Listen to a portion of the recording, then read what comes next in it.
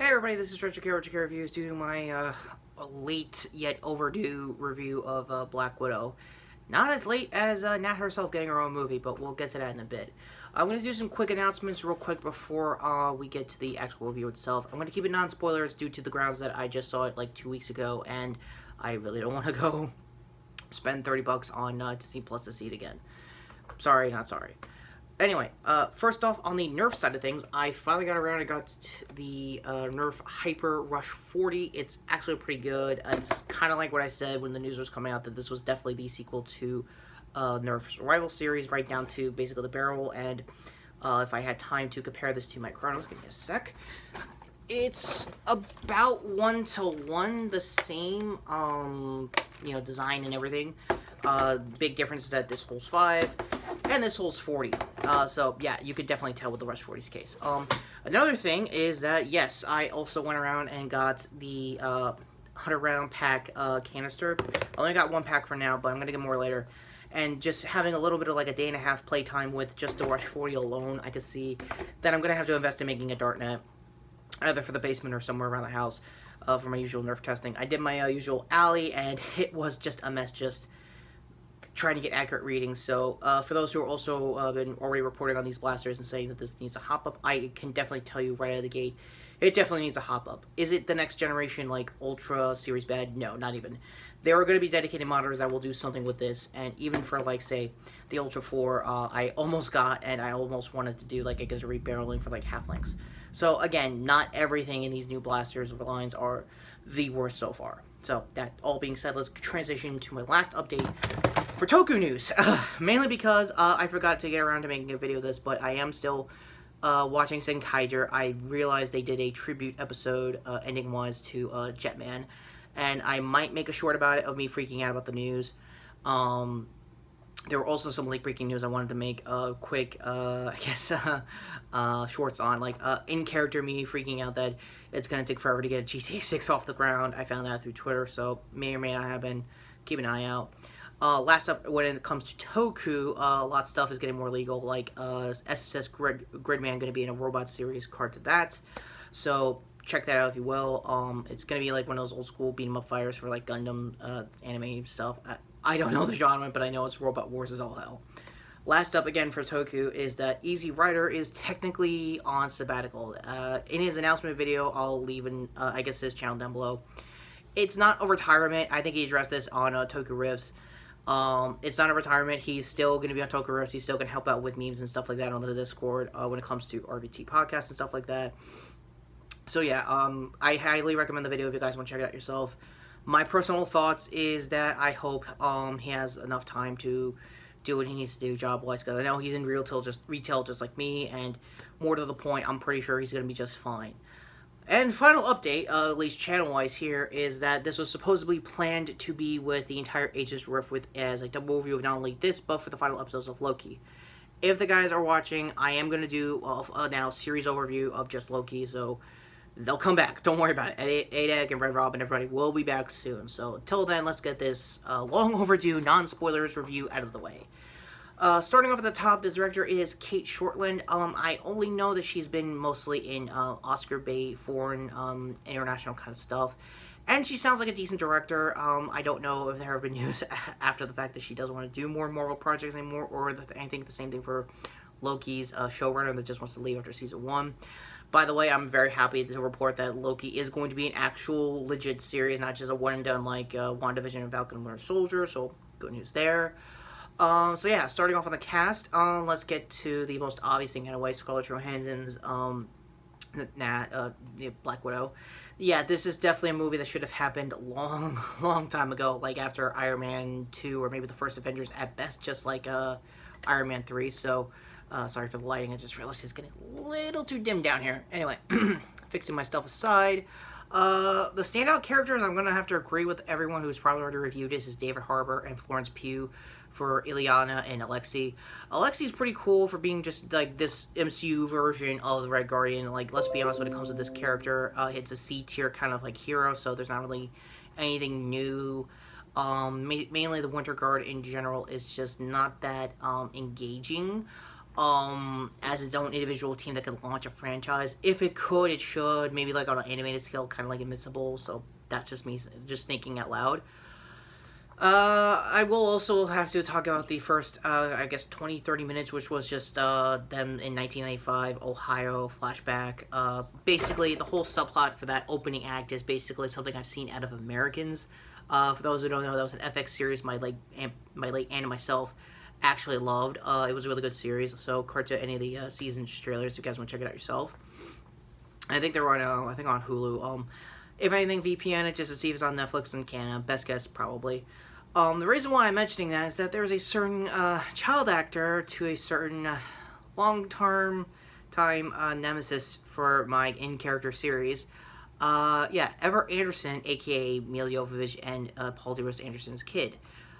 That all being said, my beef aside is that, for those who don't know me, I do have a history of talking about the Resident Evil franchise down to the live-action movies and referencing people who've talked about how bad those things have been over the years.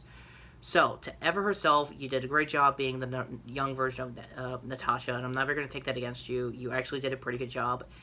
Just what you could do with just, like, the first 20 minutes of the movie. Again, is a child actor. I'm not going to say much. I've had this, like standard, I'm not going to mess with you kind of policy since Stranger Things. So, speaking of, David Harbour in this whole flashback sequence was really good. You can tell he's definitely committed to the mission. He's definitely committed to Russia at the time, geopolitically speaking. And it's pretty interesting that he's going to be a super soldier, this version of the character, because I think none of anyone who has been the Red Guardian over the years has been a super soldier. I guess that was supposed to be a tease for stuff that was going to happen later on in Falcon and Winter Soldier. Get to that in the post-credits, by the way. That I'll at least spoil it, because most of this movie takes place immediately after Civil War, like you probably guessed, estimated in the trailers and stuff like that. And basically, it's Civil War before the post-credit, timeline-wise, if you can even believe that. It was supposed to fill in the gaps of, like, how she basically got, like, her gear for Infinity War, how she set up everything ready for Infinity War, like getting the helicarrier to get everyone out of the raft and stuff like that. The actual story itself leading up to it is actually pretty good. Wade Winston as wow, I can't spell his name for the life of me. Jakova? Russian names, I don't know it. You could tell. Anyway, he's the main antagonist of the whole thing. He looks pretty good. It's basically the most Metal Gear kind of setup with him. He's basically like outer heavening and stuff like that. For those who know the MGS series, outer heaven's like, I guess, the first entry level evil organization Snake goes through in MGS1.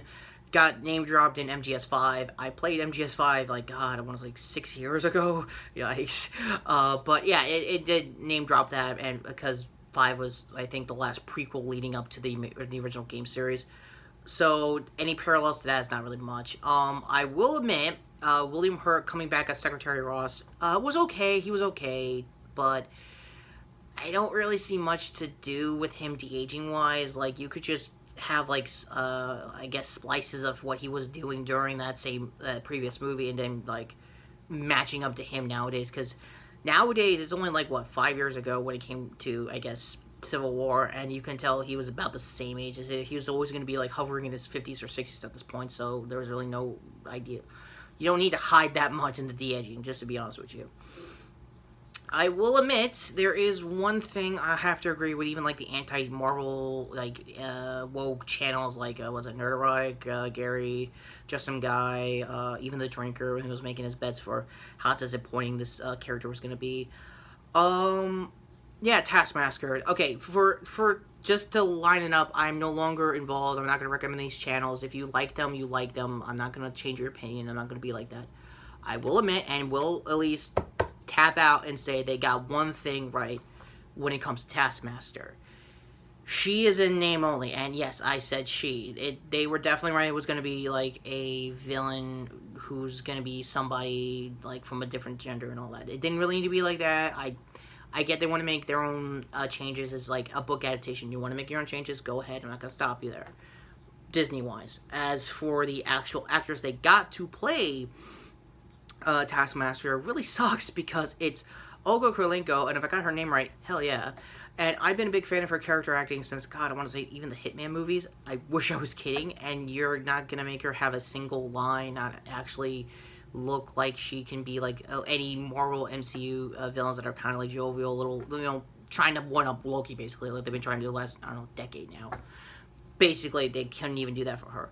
So yeah, most of her action scenes when she is Taskmaster is pretty cool. She is basically doing the same thing like Taskmaster is doing in the comics, which is reading everyone's moves, basically copying everyone's moves, basically photographically speaking, like understanding it down to the T, just like watching footage, like I guess to put it bluntly in nowadays terms, just binge watch the MCU at this point up to like Civil War. It's like, okay, I got their moveset.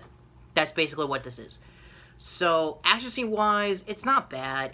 I can also tell that when it comes to this movie's case, it was trying to definitely be a little bit of Jason Bourne, and definitely more importantly nowadays as like Mission Impossible kind of vibe. And you could definitely tell on like most of the early action scenes, chase scenes, and not so much with the final act. The final action scenes are definitely rooted into basically what MCU is kind of trying to be, like a floating sky beam, but in this case a floating base just blowing up out of nowhere. So I don't know. For Rachel Weisz, I forgot to mention her as well. The other thing I mentioned about these anti-Marvel channels, they were kind of hedging their bets that she was going to be Taskmaster all along, not somebody that Nat screwed over years ago. Again, I'm trying to keep the spoilers as basic as possible. So, with little pauses, I can also say when it comes to Florence Pugh's Ileana, she's actually not bad. She's really cool. She actually is kind of like the audience that like casual fans that hangs out with like their hardcore Marvel friends. It's like, why they always do that weird superhero pose and just like act like a poser and stuff. Like she was really like hamming that up, just like trying to critique like what we've been seeing all these years when it comes to Marvel movies, and that's kind of cool. Is it building up her as the next Black Widow? Best guess, yes, but probably for the Hawkeye show, because this is where her post-cred comes in. So spoilers here are now for most of the post-cred. So my overall thoughts before we get to that, it's a very average, 7 out of 10 basic, Marvel movie. It's a strong 7 out of 10. Like, I know Marcus from, Cosmonaut Variety Hour put it on the below average, and it makes sense. He's not like a action thriller kind of guy, and I can kind of get that. I personally like this kind of like spy genre kind of stuff. Even so, it's definitely average, even for my liking. But you can see that they were trying to do something, especially like the opening credit sequence that they did. They never really do opening credit sequences. They did closing credit sequences, I guess, after like the first Avengers movie. But the fact that we're using Nirvana and treating the opening credits kind of like a music video of its own is probably a lot better than what Zack Snyder was trying to do for Army of Dead. Card to my review there. So yeah, ultimately it's a 7 out of 10, and let's get the post cred. Elaine shows up. I literally forgot her full name comic wise, but it's Val. She debuted in Falcon and Winter Soldier, and she was supposed to debut actually post cred wise in this movie. And the whole thing about this post cred is just basically recruiting Ileana, my bad, to basically take out Hawkeye in his Disney Plus series. I doubt it's gonna happen. She'll probably turn face probably midway into the season, so that's my headcanon for now. That it's probably gonna happen sooner rather than later. If it happens like at the last episode, then it's pretty predictable. But then again, it's Marvel at this point just trying to play basic here. And as far as basic storytelling goes, basic espionage and stuff that Nat is known to do, even in character in the comics, it's not bad. I will agree that Taskmaster got the shaft of being in name only and being a different character in general. They've done this since, God, I want to say like Iron Man 3, so card to that, with my old review. Again, as weird and under-productioned this vlog is, pales in comparison to how I started off here on YouTube. So again, litmus test aside, yeah. If you're gonna go see it, go see it. It already made its money back. It got like $200 million versus, I don't know what the average budget was making before it got delayed due to COVID. I'm going to say it made its money back. It'll probably get at least probably $400 million by the time it's all done production-wise. That's more than enough to make up the cost when it comes to marketing and everything like that. And I will say shout out to mostly the Marvel Legends crew. I mentioned this with the Agents of Rift, but I will say when it comes to the Marvel Legends figures, they never went out of their way to spoil the movie. And as you may have noticed lately when it comes to the No Way Home stuff with the Spider-Man Marvel Legends figures that have been coming out, they technically spoiled what the suit's going to look like, what he's going to be doing with Doctor Strange and stuff like that, and it's only a matter of time until that trailer drops. I'm still hoping it happens this month. I mentioned this with the guys, but I'm pretty sure it's happening either this month or early August, so That all being said, should you still see this movie despite it being a very average action movie, even for Marvel standards of now? Yes. Should Nat have her origin story years ago, probably early Phase 2 at best? Definitely. But here we are, and it's here, and ultimately, it's not bad. It's a good first watch. I don't know if you can sit through it as a second watch, but if you can, you can.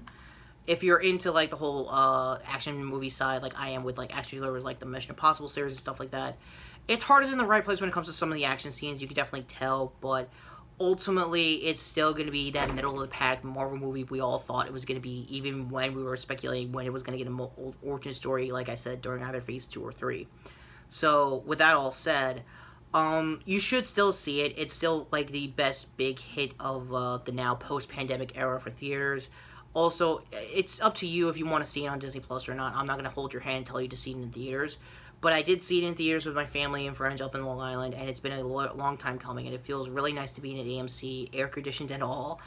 And, yeah, funny story, I think that my theater, my AMC, almost had a fire. It was a drill. It was a false alarm, but it was kind of weird like that. If I can find the Instagram story, I'll leave it down below. If I can't, I can't. Then, well, rambling's finally coming in a little earlier than I thought. I'm going to be honest with you. End cards finally coming up to my hopefully future review with the Agents of Rough with the final half of Loki. Previous review here. Sub to my sub to my channel. Notification bell down below for future comic movies and TV shows content, because yes, I am very much behind on the Titans side of things. I just realized its official trailer just came out, and I already sat through their first episode, re-aired from Season 1 on TNT. Spoilers, they actually cut the fuck Batman line, because apparently 3 seasons deep and a lot of memes on Twitter must have made them say, yeah, cut it out for time. Just cut it out for time. You don't need it. You guys don't need it. I'll get more to that when I'm Jason again. So with that all being said, take care, subscribe. This is Retrokid Reviews. And yeah, you finally got a movie, Nat. Should have been years ago, but better late than never.